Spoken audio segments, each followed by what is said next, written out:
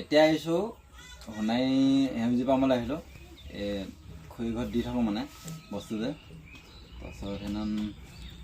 যিকেইজনে পইচা দিছিলে মানে সেয়া দি আছোঁ য'তে ত'তে তাৰপাছত পইচা অলপ মিলাই আছোঁ আজি ৰাতিপুৱা খুৰী এজনীয়ে দিলে আমাৰ লংপুতীয়া খুৰী এজনীয়ে 500 টকা এটা দিছে মই পইচা মানে কি হ'ল টিউবৱেল এটা এজেগাত দিব লাগে মানে সেইখনো আকৌ মেনেজ কৰিবলগীয়া আছে আৰু পইচা লাগে মানে তো সেইটো কাৰণে ঘৰো চাই আছোঁ এতিয়া সেইটো কাৰণে অলপ দিন লাগিব আৰু কি হ'ল এইকেইদিন য'তে ত'তে যাব পৰা নাই য'তে ত'তে চেকিঙো বহিছে আৰু কিছুমান জেগাত ৰাস্তাখনো বহুত বেয়া যে সোমাব পৰা নাই মই দেখাইছিলোঁ যে কিছুমান জেগাত সোমাব পৰা নাই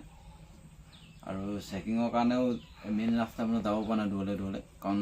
মোৰ ভাগৰ বিশেষকৈ লাইচেঞ্চ নাই মানে সেইটো কাৰণে মই গাঁৱৰ ভিতৰে যাম আৰু 1000 টকামান যদি ধৰি লওক কাটিয়ে দিয়ে ন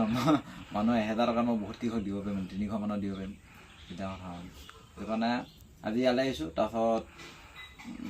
আকৌ যাব লাগিব কাইলৈ বেলেগ এফালে এনেকৈ দি যাম আৰু ক'ৰবাত টিউবৱেল আৰু টিং দিবলগীয়া হৈছে মই মানুহক কৈ আছোঁ আপোনালোকে কিবা এটা ব্যৱস্থা কৰক কোনো কৰা নাই এতিয়ালৈকে চ' সেইটো কাৰণে কিবা যদি পাৰে আপোনালোকে কৰক যাতে সিহঁতেও সহায় হয়